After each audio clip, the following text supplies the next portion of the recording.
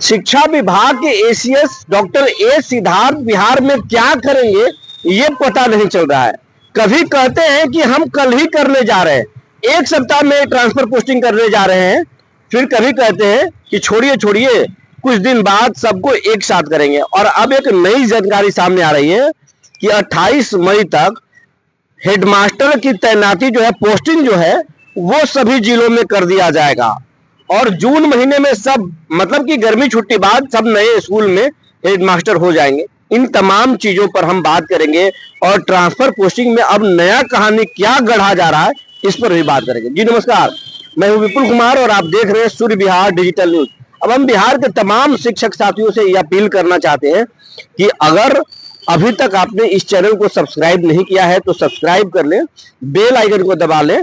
इससे आपको मेहनत नहीं पड़ेगा, न ही कोई शुल्क लग रहा है, लेकिन आपके आशीर्वाद से, प्यार से ये चैनल बढ़ रहा है और आपके ही आशीर्वाद से हम लाख के आंकड़े को भी छुए हैं। तो हम चाहते हैं कि ये लाखों में जाए, मिलियन का भी सफर तय करें। तो जल्दी कीजिए, आप चैनल को सब्सक्राइब कर लें।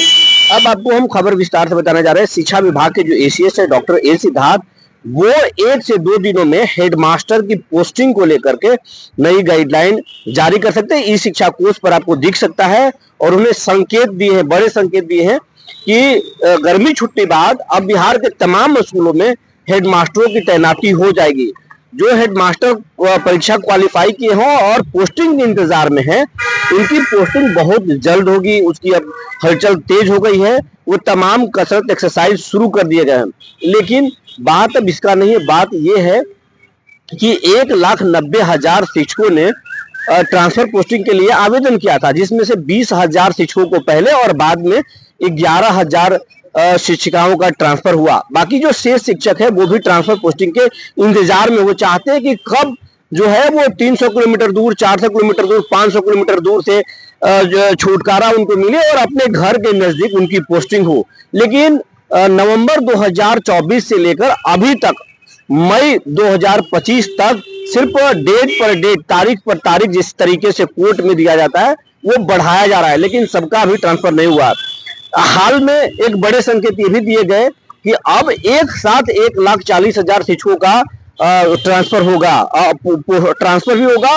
और जिला में अब एक नई जानकारी आज मिली है कि जिला से ही अब स्कूल आवंटन होगा। बिहार के तमाम डीओ डीपीओ को ये जानकारी दे दी गई, ट्रेनिंग दे दिया गया कि किस तरीके से स्कूल का आवंटन करना है। उनको बताया जा रहा, पहले कहा जा रहा था कि ये मुख्यालय स्तर से होगा। सॉफ्टवेयर ट्रायल भी किया जा चुका था, उसमें तकनीकी खराबी की बात आई थी, लेकिन बाद में ट्रायल भी उसका कर लिया गया था। लेकिन अब एक नई जानकारी आ रही है अंदर खाने से, ये सोर्सेज के हिसाब से, कि जिला से ही आवंटन होगा। हालांकि आप पहले याद करेंगे तो 2 महीना पहले से हम लगातार कर रहे हैं कि जिला से ही आवंटन होगा स्कूलों का, क्योंकि जिला को ही मालूम है कि कैसे करना है। और अगर जिला से हुआ तो फिर क्या होगा ये आपसे छिपा हुआ नहीं है, उस पर भी हमारी नजर बनी रहेगी। लेकिन अब जिला से ही तैयारी है स्कूल आवंटन करने का। और जो स्कूल आवंटन होगा वो 30 किलोमीटर से 70 किलोमीटर के दायरे पर इसका ख्याल रखना है।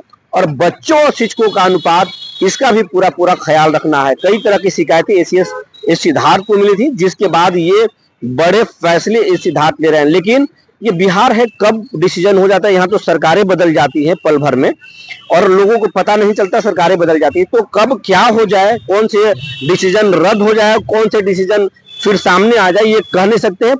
तमाम चीजों पर हमारी नजर बनी हुई है, जो भी अपडेट आएंगे आपको हम बताएंगे। तब तक के लिए धन्यवाद।